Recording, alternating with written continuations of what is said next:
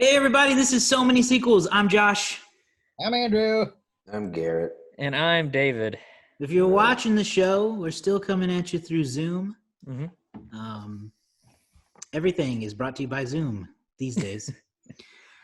If you are watching, also, thanks for watching on our brand new-ish YouTube channel. It's not really new anymore, but we're trying to pump out new videos there and just have some stuff for you guys to watch and for us to do. So there's that. Also, you can watch our episodes very soon on SoundsTooth TV. That's right. Which you may have heard us talk about SoundsTooth before. You may already be aware of it, but it is a platform for locally produced podcasts, video shows, comedy, discussion, all of the above right here in Tulsa. They're launching a new video platform on May 25th, and we will be part of it. So find us on there if you can't find us on YouTube. Both of which should be pretty easy, though. And then, of course, you can always find us online on Facebook, Twitter, and Instagram. Just search So Many Sequels. If you're a Letterboxd user, Letterboxd. Also not a sponsor, but that'd be great. Could be. So always taking applications. We won't turn you down. And then finally, patreon.com/so-many-sequels. There you can support our show financially if you are so inclined and able. We would greatly appreciate it, as this is just kind of a fun hobby we all do for free and fun. Make it rain upon your friends at So Many Sequels. Pretty much all of that money is going to go to, if we get enough to paying for the little things that make the show better, like you can get a monthly Zoom account where you can get more options. We can put up like graphics in the background, put up different stuff. Maybe we use it to get more storage somewhere. Who knows? We can buy Andrew a upgraded computer that's not an Apple one. Yeah. It took my joke. I was gonna say that. I was gonna say the money would probably go toward getting Andrew an HD camera, but all we gotta do is get him a camera link. He's got a good camera. Yeah, that's true. Oh yeah. Do you think there's a way to hook your camera up to your computer? I don't know. We need to experiment with that. We'll save that for off-camera talk. That's right. Because I bet you could. I bet there's a way. Yeah, and I mean, I don't doubt it. I think. I mean, obviously, you can hook in the audio. I don't know why. I don't see why not. Yeah. Well, I mean, you experiment. I experimented with doing it with my phone, and if you can do it with your phone, surely you can do it with just got a newer camera. Just got to find the right cord. Okay. That's what she said. Too much Office. Watching too much of The Office lately. But that's not what we watched for this particular episode. Wish it was. As you saw from the title, I'm sure, and last week, we are talking about The Matrix Revolutions today. That's right. Wrapping up the original Matrix film trilogy, though not quite wrapping up Matrix May. Nope. This movie came out in 2003, the same year as Reloaded, which is an interesting choice. Bad choice. Yep. But something that basically hasn't been done since. I'm sure that we can talk about this more in depth in the box office section, so I don't want to get too into the weeds, but it just seems like a bad financial move to put two movies that close to each other from the same franchise. Yeah, I mean, even with the 6-month gap, it wasn't like the two movies weren't in the theaters at the same time, but they shot concurrently, and a lot of films have done that. That happens, yeah. But and movies have released in consecutive years. We saw that with Endgame and Infinity War just recently. Mm-hmm. But to release both movies in the same year seems baffling. And not only that, but last week we talked about the Enter the Matrix video game came out in 2003, just days before Reloaded, and the Animatrix that we'll be covering next week, surprise, also came out in the summer of 2003. So 2003 was oversaturated with Matrix content, which I can only imagine probably hurt box office returns a little bit. In addition to it not being good. So that said, what do we think about this movie? You know what? I almost went into we stopped doing the one word thing, right? We did stop doing the one word thing. Okay, I almost asked y'all. So don't do that, I guess. But what did everybody think of The Matrix? Had anyone seen this before? Never seen it. Andrew saw it before, so let's start with him. How do you compare your first viewing, because you remember everything, to your 2020 viewing? So, Did it change? Did your opinion change? no. Really? You didn't like it back then either? Nope. I see. So before I went in for this movie, I saw it on its opening weekend. Somebody that I went to school with actually spoiled it for me 20 minutes before I walked in the theater. Did they say, "Hey, don't go see this movie. It's bad"? No, Is that the spoiler that you should have gotten? No, they just said, "Oh, well, just let you know, Neo dies," and I'm like, Hey, "Yeah," and he was also that's such an awful thing to do. Why would you say that? I don't know, but he also told me that Trinity dies, and I'm like, and like at first I'm just like, well, he's just being just a turd, and he's just like trying to get me psyched up a little bit. And then I went in and it actually happened, and I'm like, well, that sucks. You had bad friends in 2000. Yeah, was this a friend or just some random kid at school? Random kid at school. Oh. This random kid at school just come up to you and said, "Hey, Neo dies." I was talking with friends, and he was he was just right there, and and I told him what movie I was going to go see, and he's like, "Oh yeah, I saw that earlier this afternoon."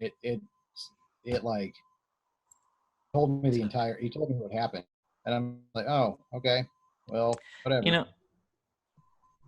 I'm just gonna say, I think people used to spoil movies way more easily in that time during the early 2000s than we are today. Like today, spoilers are like, "Hey, no spoilers, y'all." Right. It wasn't talked about as much. But people didn't care as much even 20 years ago, and I think a big part of that is social media. I mean, I've had movies spoiled on social media inadvertently, but I can't think of a time where someone blatantly told me a movie ending like that. I accidentally spoiled the end of Sixth Sense to my sister when I was 9. Oh yeah, I remember that story. That was a bad time. She was like, I went and saw the movie, and she was like, "Was it good?" And I said, "Yeah, let me tell you something about it." She's like, "No. And I said, No, it doesn't have anything to do with the movie." And I wasn't being malicious. Yeah. I was being stupid. And I go, "Bruce Willis is dead." And then she went and saw the movie, and she goes, "That was the whole thing." That was the whole point. It was? Why would you say that that's not part of the movie? I didn't know. I was 9, and I watched most of the movie with my eyes covered and my ears plugged. So I genuinely didn't know. I was terrified. Wait, Bruce Willis dies? Surprise, Bruce. I don't know if he dies. He's already dead. Already dead. Well, he dies in the movie. Oh, does he? I can't remember. Gunshot. Anyway. I told you guys during our Men in Black review that the town I lived in was very small, and the theater that was in the town was a one-screen theater. So, if you missed your chance on watching a movie, it was only going to be there for a few weeks, and it was going to be gone for the next movie. Essentially, they would run only certain movies during a certain time frame. So I had a lot of movies more or less spoiled for me, not because somebody was being malicious, but just because, like, hey, I didn't get to go see whatever, Austin Powers. What happened? And then a friend just tells you like everything they remember about the movie. I remember doing that for my friends. Like I got to go see, I can't remember. I got to go see Hulk. I think me and my friend got to go see Hulk, but none of my friends did. So they're like, "Well, tell us what happened." And so I just tell them the whole movie. But these days, if somebody asks me like what happened, I'd be like, "Are you sure you want me to tell you?" Because you can. These days, movies are becoming so accessible so soon after their theatrical release. It's like, I don't even know. Like, hey, you're going to be able to see it in like 3 weeks if you just wait. Well, I wonder if it's because like there's so many chapters to it. Mm-hmm. People want to find out for themselves, have that sense of revealing. Mm-hmm.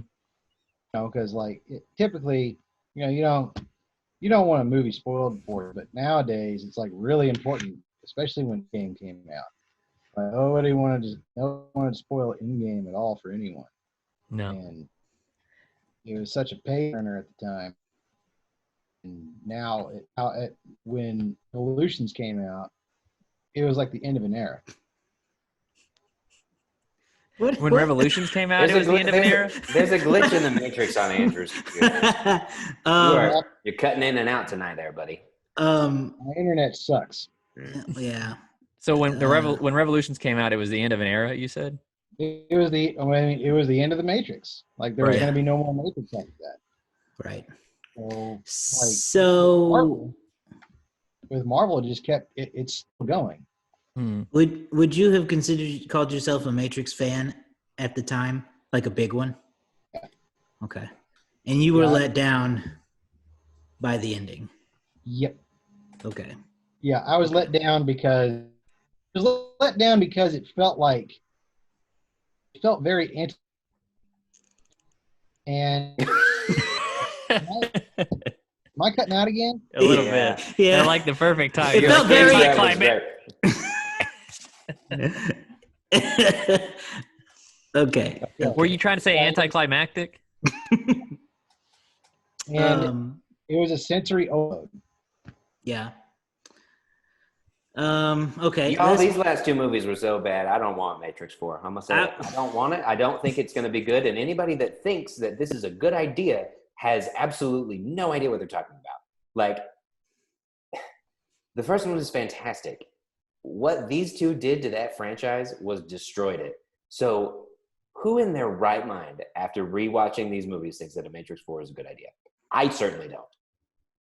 I think it's a bad idea, and they are trying to bank on franchise, and they're trying to bank on Keanu Reeves. But if they had this trilogy envisioned, and this is what they came up with, and now all of a sudden they're doing a fourth one, no, it's going to be bad, and it's going to be really bad. I gotta agree with Garrett. I'm not excited about the idea of the Matrix 4 because I never finished the franchise.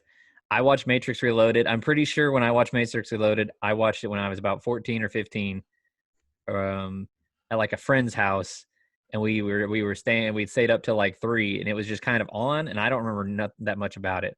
I never saw Matrix Revolutions, and I have to say, watching the 3 movies in succession over the last few weeks did not endear the franchise in any way to me. Like there's very little for me that is overall redeeming about these last 2 movies, especially about Revolutions. It was just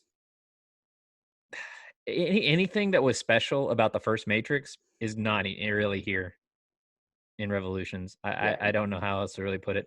You leave this as a standalone 1 movie thing, fantastic. Absolutely fantastic. You add a franchise to it, and it is lost. The crazy thing is, like, that first one, I never really thought about it as a kid, but man, the first one ends with like a total setup for a sequel. Yep. You know, with like Matrix, like Neo becomes the one at the end of the first movie, and they're like, now he's the one, and he like flies off into the sky, and you're like, okay, but like now, like, what is he gonna do? Like the human race is still supposedly, enslaved and all this stuff. Like he's the one, but what do they do now? And how they handled that became so much less interesting than all the mystique that they had in that first movie. Andrew, are you excited for the Matrix 4? Why? Okay. Yes. I join Andrew in this. Why? Because the first movie is so good that I know that it's possible. But the second 2 are so bad, it takes away from the goodness of the first one, in my opinion. But we have not gotten to the Animatrix yet, but I know that it is heralded as very good. So that means half the movies are good, half the movies are bad. Flip a coin.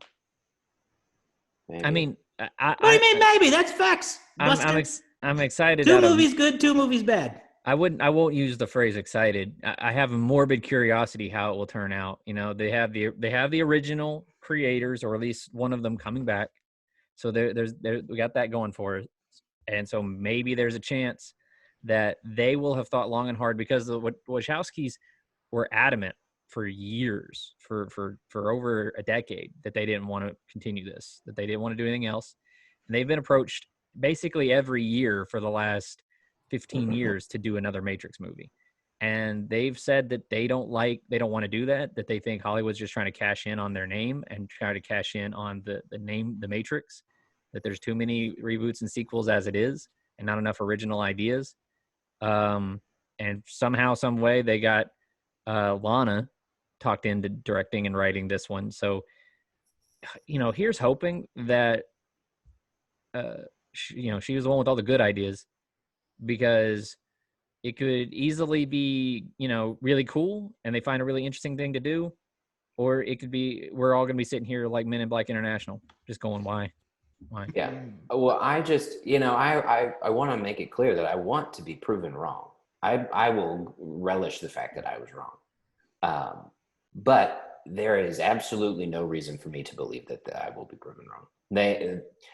Again, these movies are so bad. It's really soiled even the first one. Like, it leaves a bad taste in my mouth at how just off a cliff this whole franchise went. Like, it had been a good, I don't know, I'll say 15 years since I'd seen The Matrix. And I remember liking it, and watching it again, I was like, oh my God, I really forgot how good this movie is. This is a fantastic movie. It blew me away at how good it was. I was equally blown away at how bad these two have been. More blown away at how bad these are. Like, it is such opposite ends of the spectrum that I cannot even put it into words how much I hate these two movies. Well, let's try it. Get Jesus into some specifics. Christ. Okay. Never mind. Well, never mind. Speak up. Go ahead, Andrew. Well, the only thing I was going to say was, and if I cut out, please stop. The only thing I was going to say was that The Matrix Reloaded and The Matrix Revolutions are actually one movie. They're just one bad movie. It doesn't change. Just one bad movie. In essence, you have to think of that number two. So if we've seen anything with sequels lately, it's that first one's great, second one sucks, third one is either just as good or greater. I think The Matrix, this next Matrix movie, could be the one that redeems it. I mean, maybe, like there's always the opportunity that this one, because it's so removed from the initial idea, that they come with some new, fresh ideas. It's now going to be, now they're writing it from a mentality of 2020 or 2019 or whatever, as opposed to the year 1999. How different is it going to be writing from this mentality? It's kind of the difference between today's Star Wars versus, the 80s Star Wars, and the 70s Star Wars. Things are so different for the audience you're writing for. But there's just no guarantee. There's just no guarantee. Here's the problem. I'm not overly interested in this universe. Like, yeah, and that's what's hard. I think from your perspective, you weren't interested in the first one. No, I mean, it's a good movie and I like it. I said the same thing about Clerks. Like, Clerks, I understand its role and I understand people's love for it, and I think it's got some good merits. But like, I'm not overly in love with the story or the universe, and so like, I'm not invested in seeing Neo come back or seeing Trinity come back or seeing any of that stuff. I just don't care. At the end of this movie, he got to, look, we need to get into the actual nitty gritty of this movie at some point. They got to when we got to the climax of this movie, I sat there and asked myself, do I really care? And I was like, no. Like, I kind of don't care that, like, what's going to happen next, if they succeed or not. And so like, I'm not invested in what the story is going to be. I'm more just interested to see if they manage to make something that grabs my interest. The weakness of this franchise, one of the weaknesses of this franchise, is that they don't do a good job of making me care about anybody that's not Neo or Morpheus. I don't even care about Trinity that much, if you want me to be real, because she acts like she's going to die in every single movie. So I have no reason to invest in her, because I feel like she's going to die in every movie. The character trait is trying to die.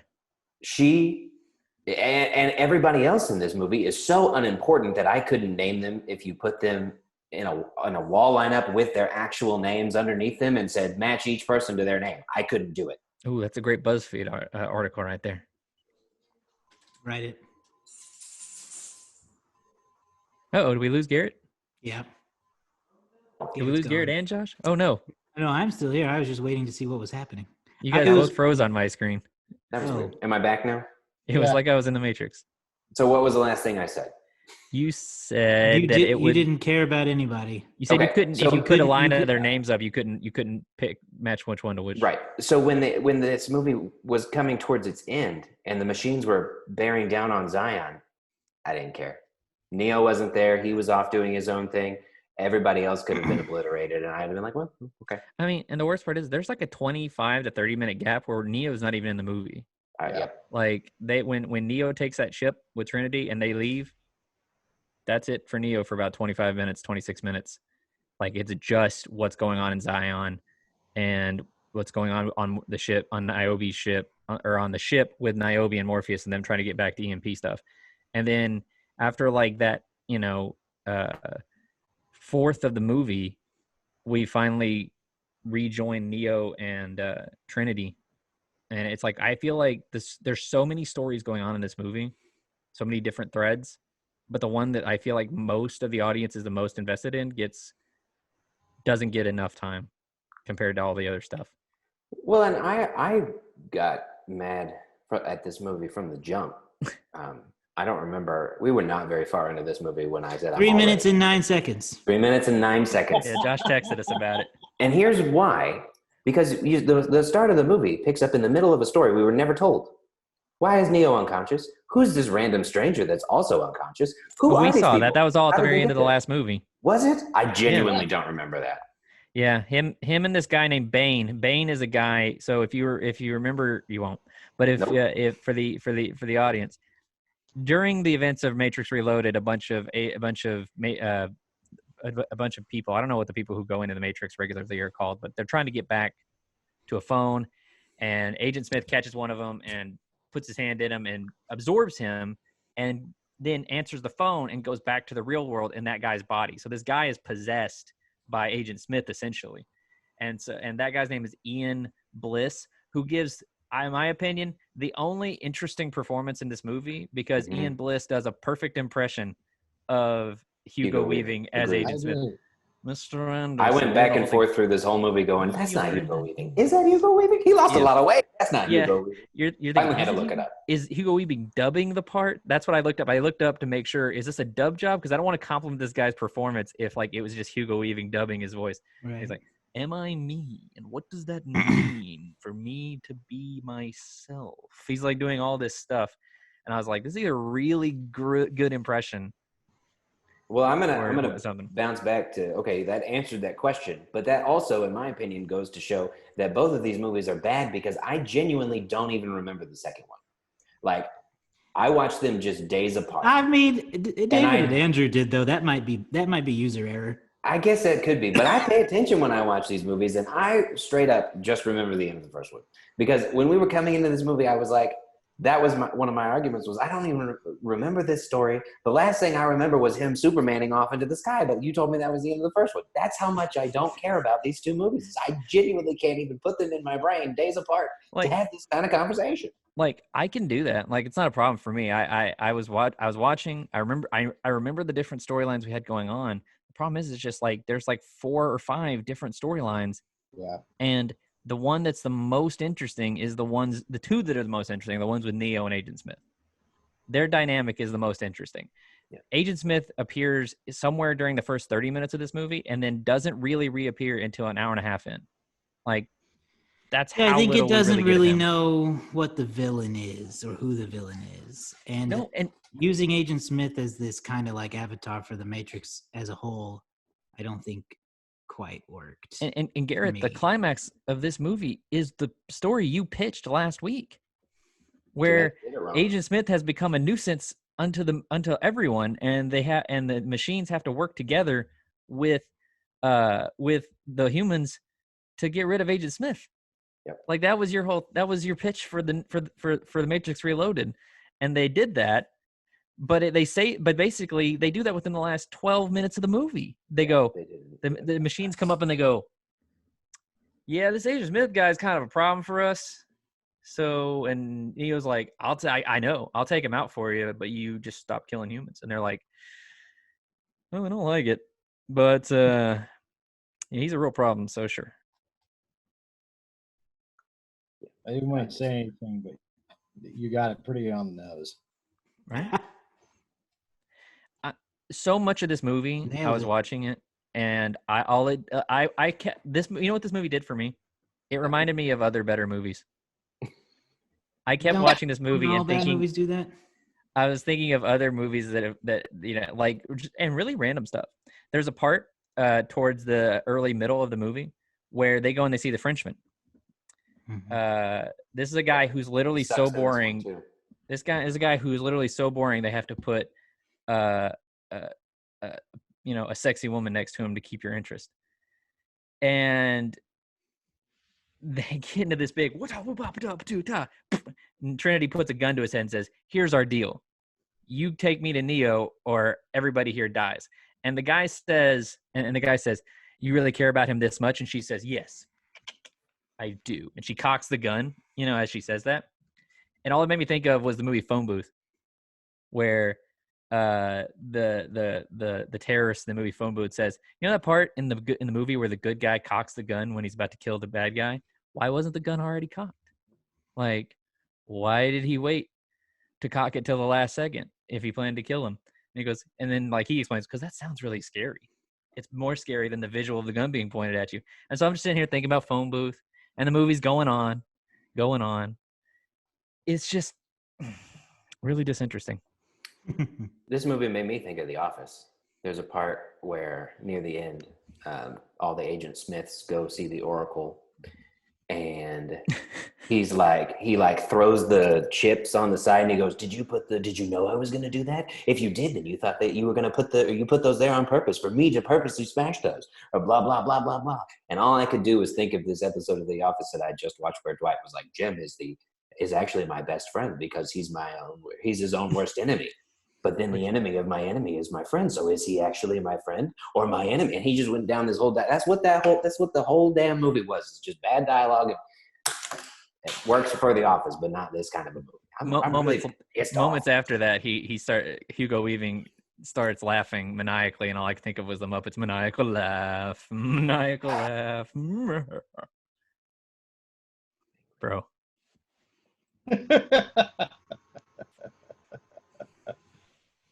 So I feel like we have to at some point talk about what is supposed to be an emotional moment in the movie, but for me was the hardest I've laughed all year while watching a movie.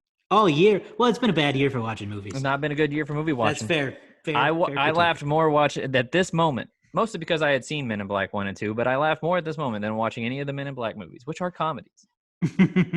Intentionally. So Neo becomes blinded by the light, by Agent Smith in human form.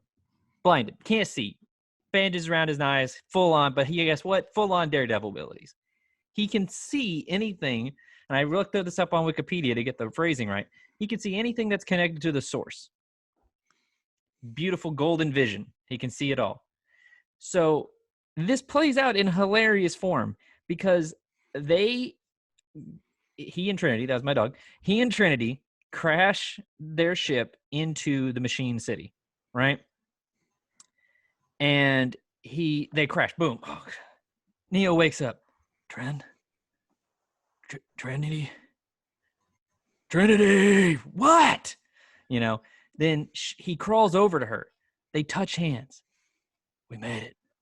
I wish you could see it. See what I see. He's looking at it. Beautiful. She says, you always said we'd make it. And he goes, let's go. And he goes, I can't go any further. And he goes, what do you mean? And then the camera pans out and she's got 8 beams through her body. And Neo's like, what? And he's like he didn't get it at first. He reaches down, he feels one. It's so perfectly done because he reaches down, he feels one beam, and you're like, oh no, Trinity got stabbed during the thing. And it pans out, and there's literally hundreds of these things piercing her body, and she's just casual, like, this is as far as I can go. And he's like, no. I'm like, what are you talking about, bro? What can you see? At this moment, I didn't realize that he could only see stuff that's attached to the source. So that's why he can't see her. He can only see the city. But I was like, what are you seeing, bro? You can see like a breakdown of the Matrix in the real world, and you can't see that she's got bars through every piece of her? I laughed so hard. I called my wife in, and we rewatched it, and I didn't think I would laugh the second time, but I did. I literally could not stop laughing about a blind man, essentially at this point, I gotta say, talking to her, and then the camera pans out and reveals it like she gutted. they really jacked up Keanu's deadpan roboticness in this movie. He exhibits no emotion whatsoever. Even in that moment, he's just it's like a robot trying to find that emotion where it's no, it's just not there. He's so I can't even connect with him. He's so robotic in this one and in the last one. You started that moment, but like in the first one, you kind of got what they were going for. I don't know if he's become if he's just like so matrixy that he can't exhibit emotions. Is that what they're going for or what? But like, it is just woof. I will say that like emotion in the eyes, and since Neo had eyes at that time, since his emotion. Stop trying to defend this movie. I'm not defending it. I'm just saying. No, it was a good actor can exhibit emotions without eyes. What's wrong with you? I mean, but I agree. But I will say that like, not saying Keanu's a bad actor. Throwing that. Just I need to backtrack on that real quick. No. Good. The only thing enable screen sharing. Yeah. The only thing is that yeah, it is. It does get very boring towards the end, and it's just like you can tell like the actors have kind of had enough. Like they're just. Well, you film 2 movies back to back. I can get that. Yeah.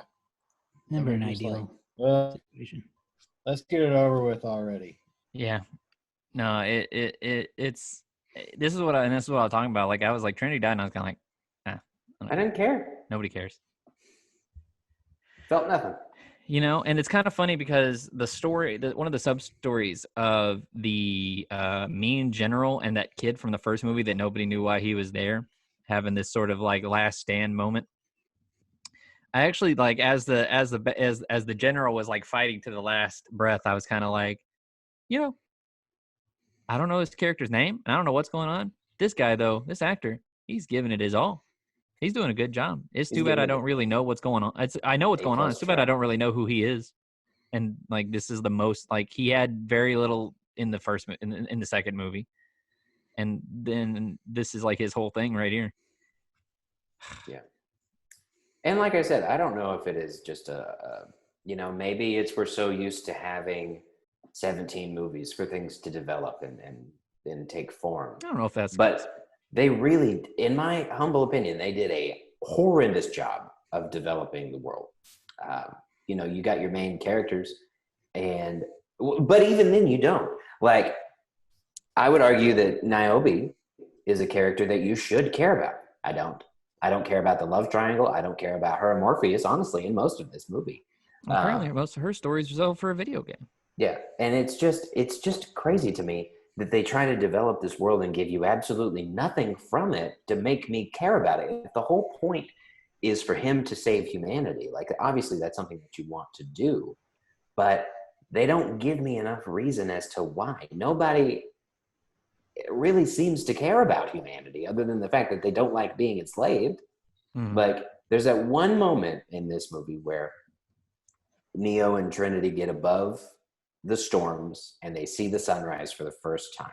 And that is really like the first time that any human has seen the real world, assumingly, in hundreds of years. And so that was kind of a nice moment, but then nothing comes of it. Like technically Neo can't see it and Trinity's dead. Yeah.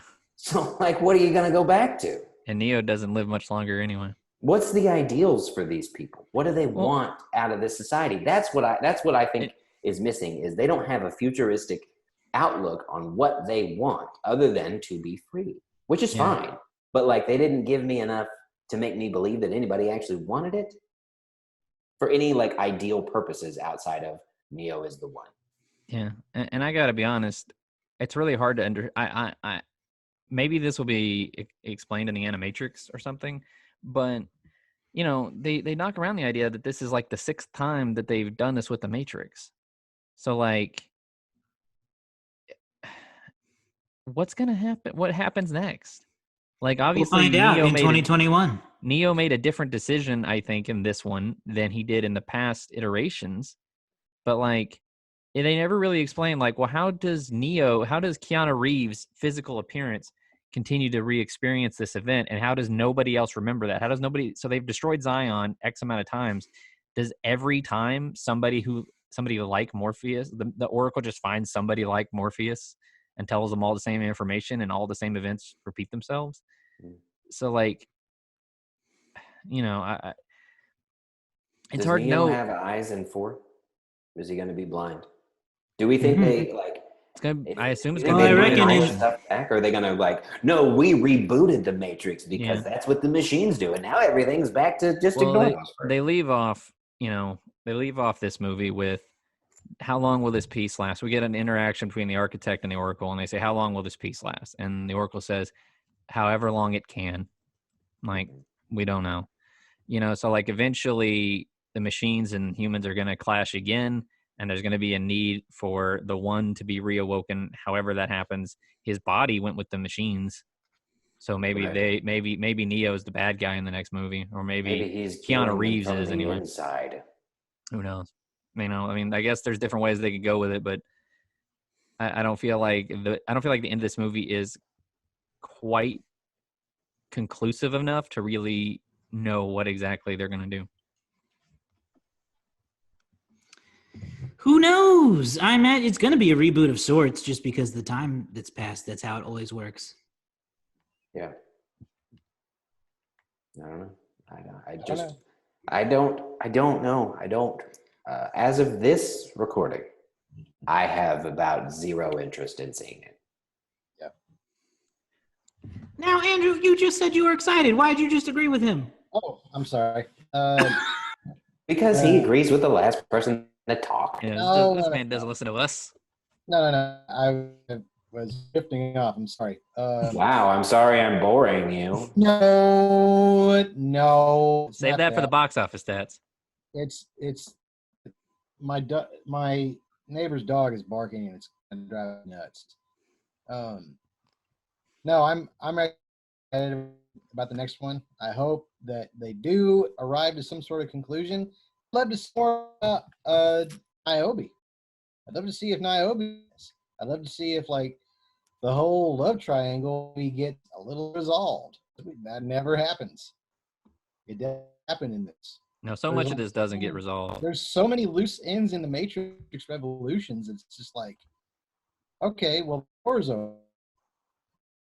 Neo is dead. Okay. That's it. And the machines have left. That's and it. like the machines leave, and Morpheus and Niobe just kind of look at each other like, okay. And that's the last we see of them. Like, there's no real sense of, while we get revolutions, we don't get resolutions. Heyo. That I never understood what the title meant. Revolutions. You have no audio. Started with an R. Josh, you're muted.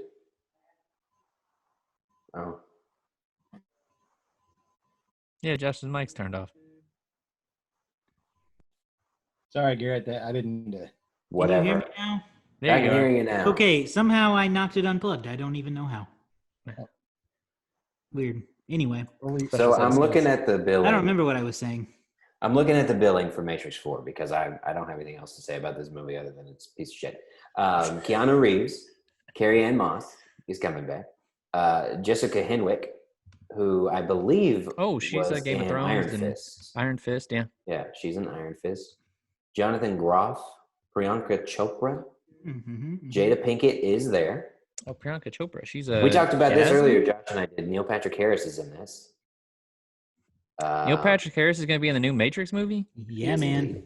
They're going to actually have a Starship Troopers crossover is what's going to happen, I think. I wonder if he's the architect. Oh. That could be interesting. I do not see Lawrence Fishburne as of this casting. So, sometimes they leave people off for surprises, but it would not be a surprise if he was in it. It would be a surprise if he's not in it. So I don't know. Somehow Trinity is not dead and Keanu's not dead, so that's great. I just don't care. I'm sorry, I don't. See what happens. All good. I was all excited for it. No, I'm not. Upset. I'm really upset about this. Maybe you need to watch the first one again. It might work. I don't know. I really think I haven't been this angry with a franchise in a long time. It's really unusual. We should take a look at the movies we've done in the past and really think about this. But it's really unusual for a franchise to fall apart in less than 3 movies. Like usually it's once they start venturing past that third film that things really start to dovetail down. But like second movie is mediocre at best, and the third movie is just like hot trash. Yeah, I mean, not good at all. So like, I'm like trying to think of another franchise where like the second movie you walked away going, and the third movie you walked away going, they should never make another one of these. And you have to make a compare. Like a lot of movies have sequels that should not have sequels, and they were That's bad the point of the movies to show. start with. And they really, were, if the yes. But usually like when this, the second the one's that difference bad, they don't make a third one. Right, but the difference is this movie is Oscar caliber to start things, and then it goes bad. Like it goes into a just heaping pile of dirt. I went back through our episodes. You know what mine is, at least the most recent one. I don't remember exactly what we said about it, but man, should those Silence of the Lambs sequels have never been made. Yeah. That is another example of an Oscar caliber film that just should have stopped. Yeah. Those I will say that those movies are better than these two, but like they're debatable. I'll at least give that those movies are book adaptations. So at least they were leaning on some level of source material. This was just like this was an idea. This was an original idea. We talk about original ideas all the time that somebody had, and they actually had a thought for it to go beyond one movie. And the second, third, the back half of the franchise was just not nearly as good as the first part. Just like, what happened here? Mm-hmm. Also, Superman. I didn't like any of those movies though. I'll agree. Like Superman movies were let down. But for the time period, we talked about this. For the time period of the 70s, the first movie's not that terrible. Oh yeah, I still don't really have. And the second movie is kind of just mishandled at worst. I was mostly thinking about franchises that have gone off the rails in 3 movies or less, and I think that's one of them. Yeah. At least that third one. Oof. The only thing I'll say is like that's anything that's redeeming about these movies is that while the 2 movies were blatant misfires, at least you could look at them. I mean, at least you could look at them. Like at least you could look at them and like be sometimes like their posters. I mean, the graphics in the second one were bad. The graphics in the second were bad, but the graphics in the third one were better. We'll give them an Oscar. That's it. I mean, I'm not saying. I was less distracted by the visual effects, I have to say.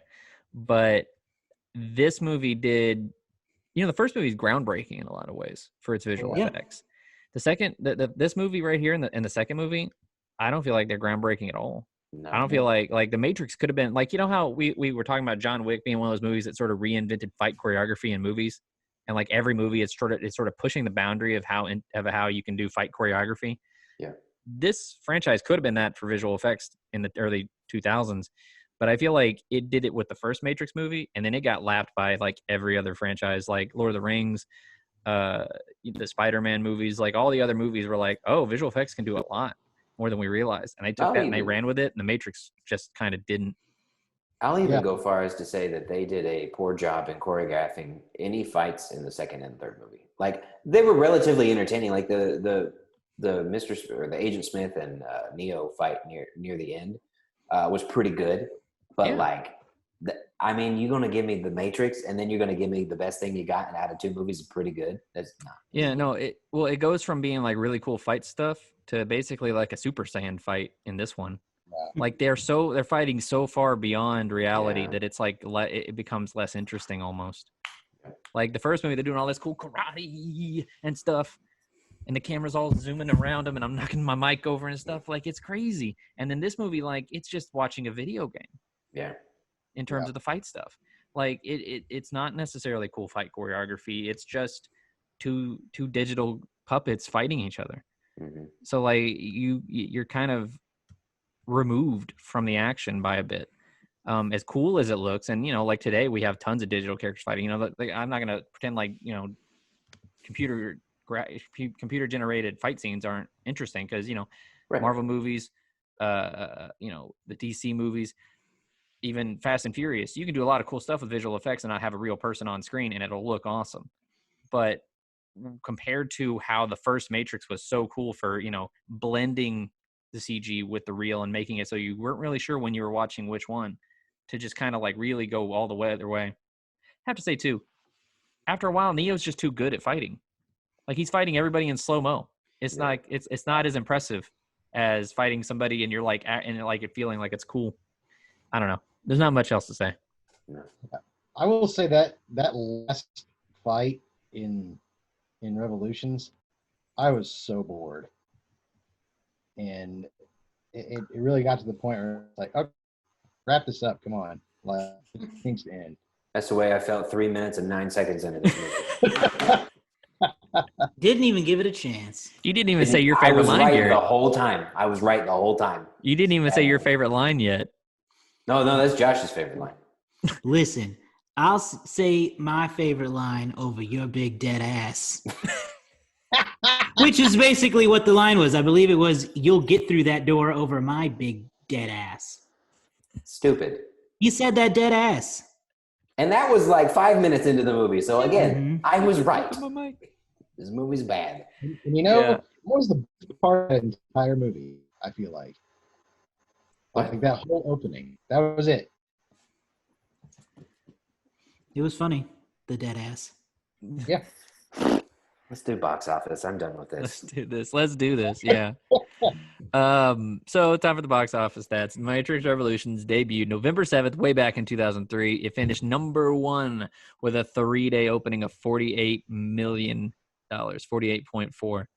If we look at what else was in the top 5 that weekend, I had this pulled up. Oh, so it opened against a movie that really cut into it. I was going to say that, if you look at it compared to the Matrix 2, which had one of the highest openings of all time at that point, 48 million is not good, but it had pretty hefty competition in the form of Will Ferrell's Elf, which came in at number 2 with 32.1 million. That was also its open. That's a movie that more people are wanting to see at that time of year. Yeah. And at number 3, you had Disney's Brother Bear. At number 4, you have a movie that's in its 3rd weekend and directly mocks the Matrix movies. So if you were disinterested in the Matrix Revolutions, you could go see this movie and watch it make fun of it. That's Scary Movie 3, coming in with $11.1 million. At number 5, do you guys remember this movie? That's Cuba Gooding Jr. in Radio. Yep. Radio. Yeah.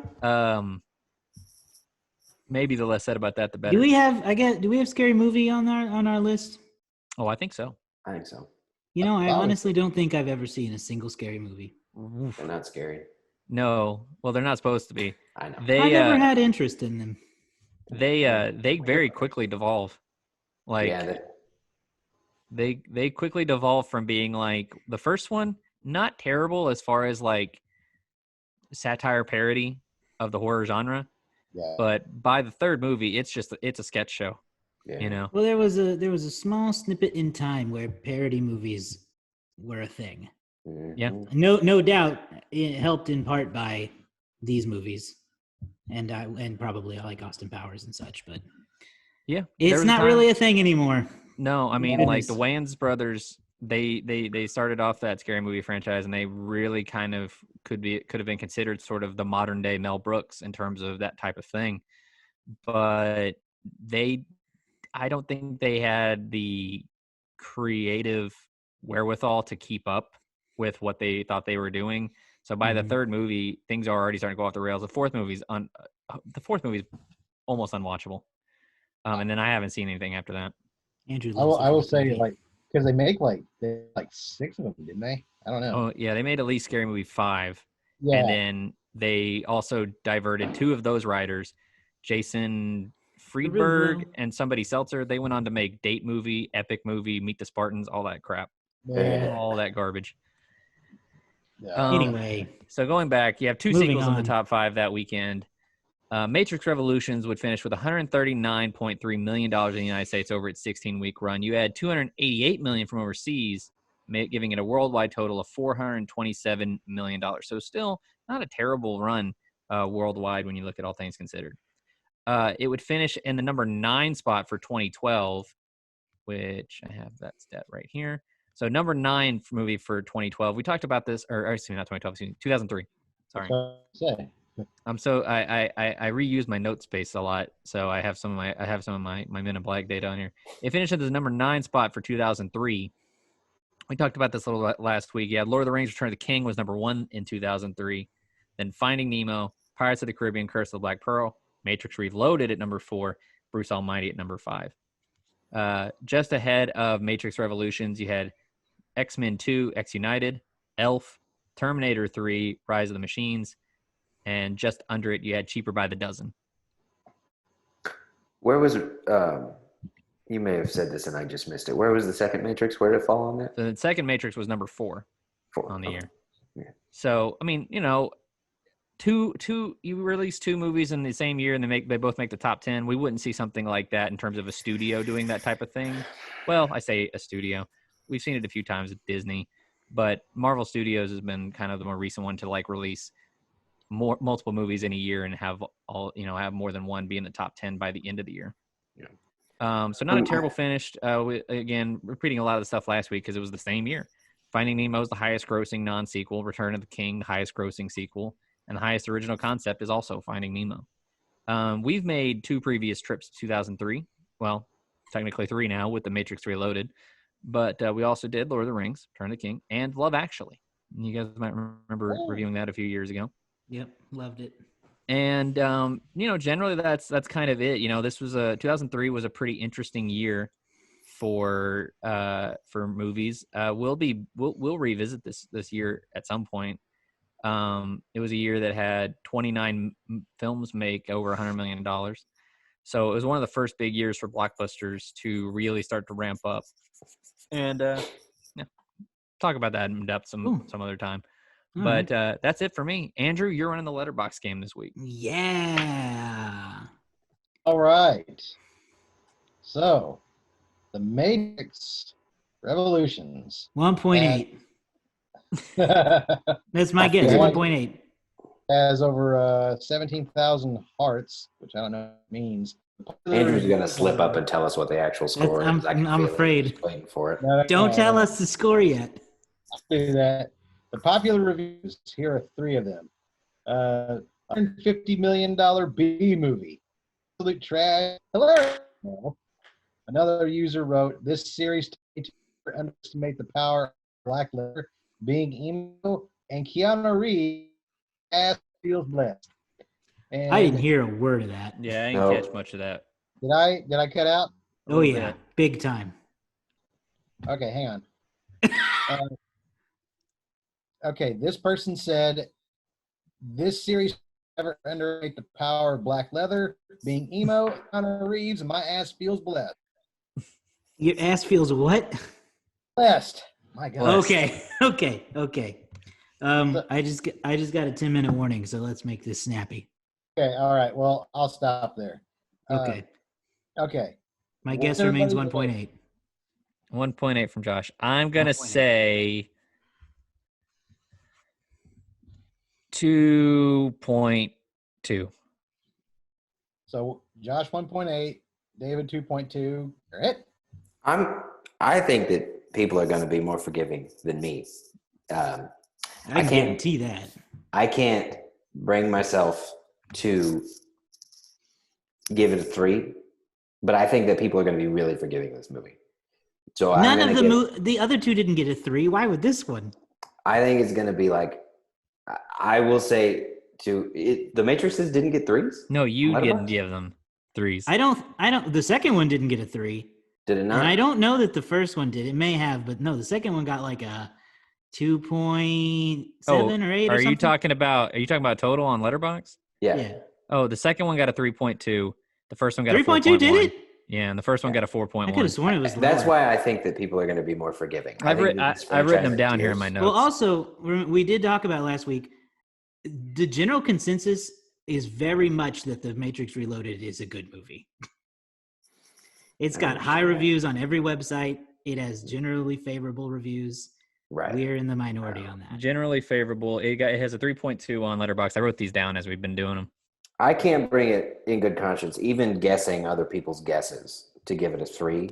But I will go as high as a 2.9 to think that other people think that. Okay, so 2.2 from me. 2.2 from David. 2.9 Garrett. Mm-hmm. And a 1.8 Josh. My money is on David for this one. I gotta be close. The winner for this week, Garrett Powders. With a 5.0. What is it? The average rating is 2.8. Wow. One off, Garrett. I don't want to win. I don't want to win this one. That's Letterboxd. These are film nerds. That was a much needed win for Garrett in the overall stats. I've been, by the way, gone back. Don't be taking stats on this. Please take stats on this. I've been recording our stats. I've got an interesting proposal for you guys we can talk about after we need to do a follow-up meeting. Okay. But for the year, I don't know, Josh, is it possible that you can put these numbers up? For the year, Josh and I are tied with 3 Letterboxd wins. And now, thanks to Garrett's win today, he and Andrew are tied with 2 Letterboxd wins. Garrett was sitting low down there at 1 for a while. I always am. Cool. So good for Garrett. He gets to run the game next week. Garrett will run the game for Animatrix. What are our scores? Half. 1. Generous half. David? I'm gonna give it a 2. I'm gonna give it an even 2. I got a 2. I got a half. Andrew, what did you say? 1. I got a 1. And what am I gonna do? Holy moly! I'm gonna do 1.5. So a 2, a 1.5, a half, and a 1. What does that average out to? I'm working on it now. 1 half, 2.5. Nope. I can't math. 1. You can do it. No one's watching. Don't worry. Riveting part of the show.